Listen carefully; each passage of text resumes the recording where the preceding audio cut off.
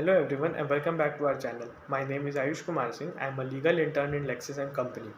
So today we are going to have a brief discussion on trademark laws. So what's a trademark? A trademark is anything that identifies and distinguishes the source of goods or services of one party from those of others. Most trademarks are comprised of words, images, or a combination of the two. But anything that can identify the source of goods or services can be a trademark. The core purpose of trademark law is to allow consumers to have confidence in the accuracy of labels and other information that tell them that from where the goods or services are coming. This allows the market to build trust in the consequent quality of brands. So now let's see the different types of trademark. The first one is word trademark.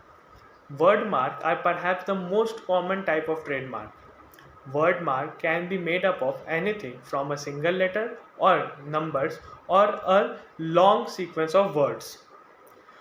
Business names like Ford, Microsoft, McDonald's, or brand name like Mustang, Windows, Big Mac, or a slogan, just for example, just do it, can be a trademark.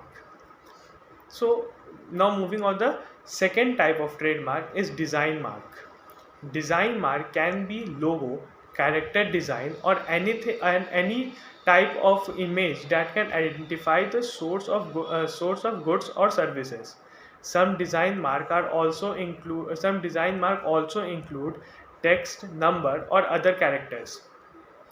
And the last type of trademark is non-conditional trademark, or also known as untraditional trademark. Non-traditional trademark can be color, sound, or anything else that identifies the service or goods. Color trademark. It should be noted that color trademark protection for those give protection for those colors extending only to similar goods and services. They do not own the color in any other context. The mark must not be functional feature of the good or services, but sometimes it's difficult to prove the non-functionality. If you want the more information on untraditional trademark, then you can visit my previous video. So now let's move on. Trade dresses. Trade dresses protects attacks on overall look and feature of a business or product. Common example of trade dress include distinguished appearance in certain chains like restaurants or retail stores. Trade dress also requires to a product designing packet or unique element associated with the product designing. A claim of trade dress infringement requires the following elements to be proven.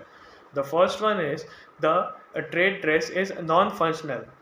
Competitors do not need to use the trade dress in order to complete efficiency.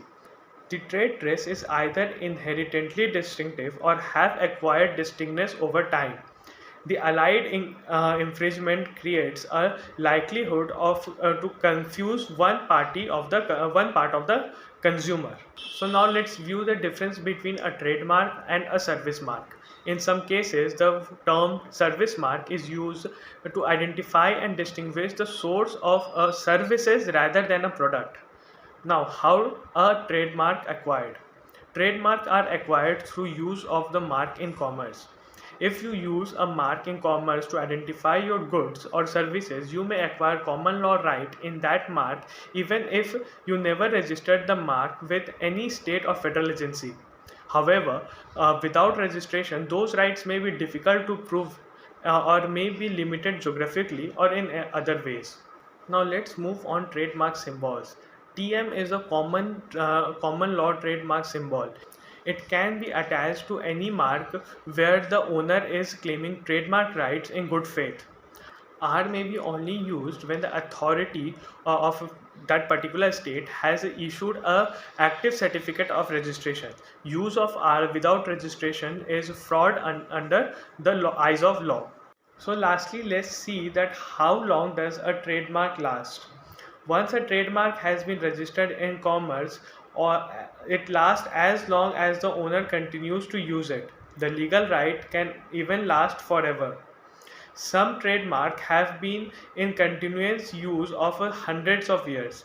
Trademark can be lost or abandoned when they are not used in commerce for a period of time. The common rule of thumb is that abandons occur after 3 years of non-use. However, there are exceptions.